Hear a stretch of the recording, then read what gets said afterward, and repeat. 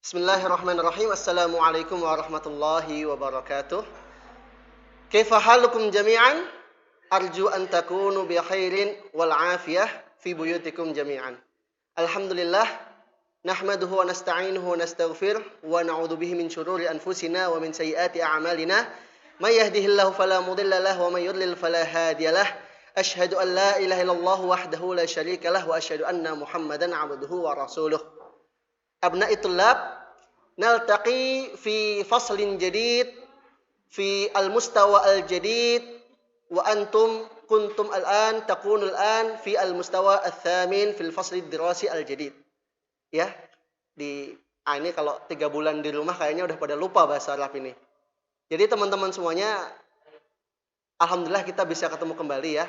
Sekarang kalian sudah kelas 8, kemarin kita sudah bersama-sama belajar dan bercanda di bahasa Arab. Insya Allah di tahun ini Ustadz juga akan membersama kalian dalam belajar bahasa Arab lagi. Nah, apa sih yang akan kita pelajari di kelas 8 ini? Yang pertama nih, kita akan belajar tentang sifat dan al-mausuf. As-sifat wal mausuf, yaitu tentang kata-kata sifat dan bagaimana nanti prakteknya dalam penerapan bicara sehari-hari. Kemudian yang kedua tentang isim tafdil. Itu nanti akan kita pelajari selanjutnya. Kemudian sampai nanti kita akan memasuki ke bagaimana menyusun dan merubah kata kerja. Nah, karena kalau dalam bahasa Arab itu paling ribet kata kerja. Kalau kata benda, kata hubung itu gampang-gampang insya Allah. Kalau kata kerja itu yang paling ribet. Tapi insya Allah kita akan pelan-pelan belajar sedikit demi sedikit, bercanda bersama. Dan semoga bisa segera ketemu lah. Saya juga udah kangen sama kalian. Stand up. Nah, ini harusnya kelas 8 itu kita sudah masuk ke jilid kedua. Tetapi karena ya qadarullah wa ma syafa'al, adanya corona, kita buku kelas 7 belum selesai. Jadi kita harus meneruskan yang masih tersisa, yaitu diantaranya adalah isim sifat atau kita beri judul asma'us sifat. Apa sih asma'us sifat itu? Asma itu adalah jamak dari kata isim. Isim itu kata benda. Kemudian as-sifat artinya sifat. Jadi ini kata sifat untuk mensifati suatu benda. Apa fungsi dari isim sifat itu? Atau apa itu kata sifat? Kata sifat adalah kata yang memberikan informasi tentang kondisi dari suatu benda yang disifati. Misalkan saat ada kata-kata sekolah. Nah, ini belum ada kejelasan nih sekolahnya itu kenapa, apakah sekolahnya roboh, sekolahnya kebanjiran, sekolahnya ambruk, sekolahnya bubar. Nah, itu harus dijelaskan dengan kata sifat yang menjelaskan kondisi terkini dari sekolah tersebut. Misalkan salah satu dari kalian datang, Ustadz, Pak Lukman. Nah, cuma ngomong, Ustadz, Pak Lukman. Apakah Ustadz bakal paham, Pak Lukman kenapa? Apakah Pak Lukman punya istri lagi? Ataukah Pak Lukman meninggal dunia, atau Pak Lukman pergi ke Mekah naik haji. Nah, itu harus dijelaskan dengan kata sifat. Misalkan, Ustadz, Pak Lukman ganteng loh. Ah, itu baru dijelaskan dengan yang namanya kata sifat. Jadi kondisi terkini memberikan sifat terhadap benda yang disifati. Contoh lain nih, Ustadz Fatah. Kalau cuma bilang Ustadz Fatah itu belum ada kejelasan dari status dan kondisi Ustadz Fatah itu sendiri. Ya, Ustadz Fatah kenapa ya? Nah, kan nggak paham kita. Tapi kalau ada jelas Ustadz Fatah kurus. Nah, kata kurus di sini adalah kata sifat. Dan Ustadz Fatah adalah yang disifati. Nah, kalau ada yang bilang Ustadz Fatah kurus, ya, alhamdulillah amin. Itu memberikan informasi kondisi terkini bahwa Ustadz Fatah itu kurus. Jadi Ustadz Fatah disifati dengan kata sifat kurus. Begitu. Fungsinya seperti itu. Jadi kita bisa mengetahui kondisi terkini dari sifat atau benda yang disifati melalui kata sifat tersebut. Contoh-contohnya nih, ini harus hafal nih. Ini paling dasar banget. Di sini Ustadz sudah urutkan kata sifat artinya beserta lawan katanya. Ya. Kita baca bareng-bareng. Yang pertama, tawilun. Tawilun itu panjang. Lawan katanya qasirun. Qasirun itu pendek. Kemudian qawiyun. Qawiyun itu kuat. Dia berotot, kuat. Yang kedua lawannya kuat apa? Lemah. Lemah itu dhaifun. Pakai dhat ya. Yang ketiga thakinun atau tebal. Buku tebal kita pakainya buku itu thakinun. Kemudian tipis, raqiqun, pakai qaf, raqiqun. Contohnya yang tipis kertas. Kemudian sofin, ya, sofin panjang sofin. Itu kasrah tain begitu. Contohnya apa? Air itu sofin karena air itu jernih. Lawannya jernih adalah keruh. Keruh itu bahasa Arabnya kadirun. Kadirun begitu. Kemudian selanjutnya nadhifun, pakai dhat. Nadhifun bersih.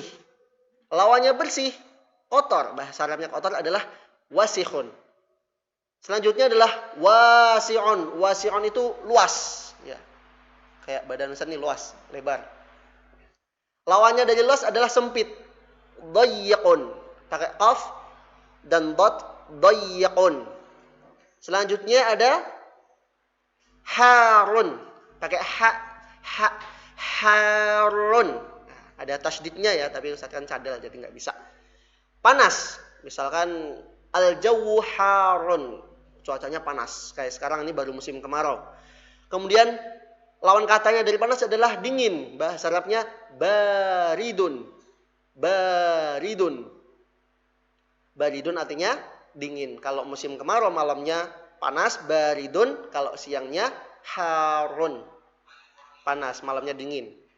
Yang terakhir adalah amiqun. Ya, dalam. Nih biasanya yang suka baperan nih, diajak dikit ngerasainnya dalam nih. Amiqun. Amiqun itu dalam bisa harfiah dan juga bisa maknawiyah. Maksudnya misalkan ada sungai. Sungai dalam itu pakainya amiqun bisa. Terus misalkan yang maknawiyah pengetahuan Pak Lukman di IPS itu dalam. Ilmuhu fi IPS amiq. Itu bisa juga, dalam juga. Lawan dari kata dalam adalah dangkal. Bukan dangkal daki ya. Kalau orang Jawa taunya dangkal itu daki. Itu bahasa Arabnya dhahlun. Pakai dhat, ha, lam. Dhahlun nanti ada di slide-nya. Kemudian kalau sama Ustaz pasti ada kaidahnya. Nah, kita nggak hanya ngapalin aja, tapi bagaimana cara mempraktekkan kata sifat tersebut kita gunakan untuk membuat kalimat sempurna untuk mensifati dari suatu benda. Yang harus kita ingat, kaidah pertama ini, dalam menyusun kalimat yang berisikan kata sifat, kita harus mengetahui dulu nih, rukun-rukun penyusun atau kata pokok yang menyusun dari kalimat tersebut. Kalau kita mau membuat kalimat itu minimal dari 2 kata. Ya, minimal dari 2 kata, nggak bisa 1 kata aja jadi kalimat, nggak bisa. Minimal 2 kata. Dan kalau untuk yang berisikan kata sifat terdiri dari 2 rukun atau 2 taraf, 2 kutub lah misalkan. Yang pertama itu yang namanya ismun mausufun. Ini kata pertama itu harus ismun mausufun. Dia selalu berada di depan. Apa itu ismun mausufun? Ismun mausufun adalah kata benda yang diberikan sifat, yang disifati. Ya. Dia yang disifati. Kita sebutnya ringkasnya isim mausuf gitu ya. Yang kedua, yang tadi yang pertama isim mausuf, yang kedua adalah ismu sifatin. Ismu sifatin. Atau kata sifatnya. Jadi kalau kita mau membuat kalimat harus ada 2 ini. Yang pertama, benda yang disifati atau isim mausuf. Yang kedua, kata sifatnya atau isim sifah. Karena kalau benda saja tanpa kata sifat, ya nggak ada sifatnya dong dia. Atau kata sifat aja tanpa bendanya, kita mau mensifati apa dengan kata sifat tersebut?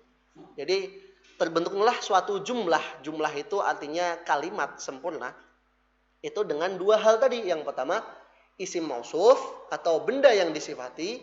Yang kedua, isim sifah atau kata sifatnya. Contoh nih, al-mithal. Mithal itu contoh. Al-faslu wasi'un. Al-faslu artinya apa? Kelas. Wasi'un tadi luas. Kelas itu luas. Begitu. Al-faslu wasi'un. Kelas itu luas. Di sini, isim mausufnya atau benda yang disifati adalah al-faslu. Kelas. Kemudian isim sifatnya atau kata sifatnya adalah wasi'un, luas. Contoh lain lagi misalkan lapangan. Lapangan itu bahasa Arabnya al-mal'abu. Al-mal'abu wasi'un. Lapangannya luas. Atau contohnya lagi kamar mandi. Kamar mandi kan sempit biasanya. Al-hammamu dayyiqun. Kamar mandinya sempit. Contoh lagi, meja ini, meja. Meja kan MBS mejanya kecil. Nah, al-maktabu shaghirun. Mejanya kecil. Kemudian gedungnya MBS gede-gede. Al-bina'u kabirun, gede. Ya. Itu harus ada dua itu. Benda yang disifati dan kata sifatnya. Harus ada dua ini. Baru terbentuklah suatu jumlah atau kalimat sempurna. Kaidah yang kedua yang selalu pasti ada dalam bahasa Arab adalah setiap kata disesuaikan dengan jenis kelaminnya. Seperti kita kemarin belajar hadha hadhihi, kita belajar tentang angka 1 sampai 10, 11 sampai 20 itu semuanya harus sesuai jenis kelaminnya. Karena dalam bahasa Arab ada yang namanya mudzakkar dan muannats. Mudzakkar itu laki-laki, muannats itu perempuan. Terus di kata sifat ini bagaimana kaidah yang kedua? Kaidahnya ini mirip-mirip dengan kalau kita belajar angka dan hadhihi dulu. Bahwasannya jika benda yang kita sifati itu mudzakkar atau laki-laki, kata sifatnya juga harus ikut mudzakkar. Kalau benda yang kita sifati itu muannats, perempuan, kata sifatnya juga harus ikut muannats. Dan urutannya seperti tadi, bendanya dulu baru sifatnya. Bendanya dulu baru kata sifatnya. Bendanya mudzakkar atau laki-laki, kata sifatnya juga harus laki-laki. Bendanya muannats atau perempuan, kata sifatnya juga harus perempuan. Kata sifat perempuan itu gimana Ustaz? Kalau kalian tanya. Itu juga seperti yang kita pelajari dulu. Bahwa kalau kata yang muannats itu pasti harus ada tak marbutah. Apa itu tak marbutah? Itu tak yang bundar gitu loh, kayak tahu bulat. Titiknya 2 di atas. Kayak po. Nah, kalau kalian main po. Itu namanya tak marbutah. Kalau kata sifatnya untuk benda perempuan, dia harus ada tonnya itu, tak marbutahnya. Kalau laki-laki nggak ada. Terus bagaimana kita merubah kata benda yang kata sifat yang laki-laki menjadi kata sifat untuk perempuan? Misalkan tadi kan contohnya laki-laki semua tuh. Al-faslu wasi'un. Kelasnya luas. Faslun itu laki-laki. Kalau kita pengen ganti kata benda perempuan, gimana Ustaz? Contohnya al-madrasatu, sekolah. Al-madrasatu kan muannats, ada tunya. Gimana kita kasih al-madrasatu itu dengan sifat luas? Itu caranya mudah. Jadi kata sifat yang tadi wasi'un, kita tambahin tak marbutah. Cukup tambahin tak marbutah aja. Jadinya wasi'un. Jadi apa? Jadi wasi'atun. Kata sebelum tak marbutah dirubah menjadi fathah. Yang tadinya wasi'un jadi wasi'atun. Tadi al-faslu wasi'un, kelas itu luas. Sekarang al-madrasatu wasi'atun, sekolah itu luas. Begitu semuanya. Contohnya tadi al-maktabu shaghirun, mejanya kecil. Kita ganti menjadi papan tulisnya kecil, gimana? As-sabburatu shaghiratun. Atau tadi al-hammamu dayyiqun, kamar mandinya sempit. Kita ganti menjadi kamarnya sempit, bagaimana?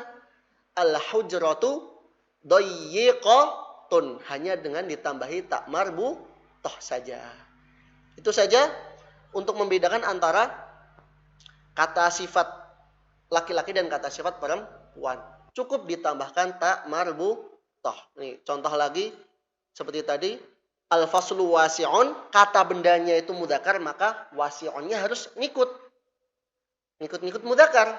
Ya, al-faslu itu enggak ada tak marbutahnya, wasi'un juga tidak ada tak marbutahnya. Kalau al-madrasatu ada tunya, maka kata sifatnya juga harus ada tunnya. Al-madrasatu wasi'atun. Ya, insyaallah gampanglah buat kalian sudah tahu mudzakkar muannats. Intinya kalau kata sifat itu harus sesuai dengan kata yang disifati atau benda yang disifati. Misalkan nih, nggak boleh nih. Misalkan Ustadz Edi. Ustadz Edi ganteng. Pakainya jamilatun. Nggak boleh. Karena jamilatun itu untuk perempuan. Masa Ustadz Edi cantik gitu kan. Misalkan Pak Lukman. Pak Lukman jamilatun juga nggak boleh. Yang jamilatun contohnya apa? Jamilatun contohnya gambar. As-suratu, gambar itu jamilatun, cantik. Mungkin itu saja teman-teman. Besok di conference akan kita bahas lebih dalam. Jika ada yang belum paham, bisa juga nanti ditanya di komentar ya. Bisa chat-chat juga nanti via WhatsApp kalau ada yang belum paham. Ustaz akan jelaskan lagi, Ustaz akan ulangi lagi. Ini untuk permulaan saja tentang kata sifat. Nanti akan ada latihan soal, teman-teman akan disuruh mencocokkan kata benda dengan kata sifatnya. Harus sesuai mudzakkar dan muannasnya. Mungkin ini saja. Syukran katsiran ala husni ihtimamikum wa jazakumullahu khairan katsiran. Wassalamualaikum warahmatullahi wabarakatuh. Ila liqa.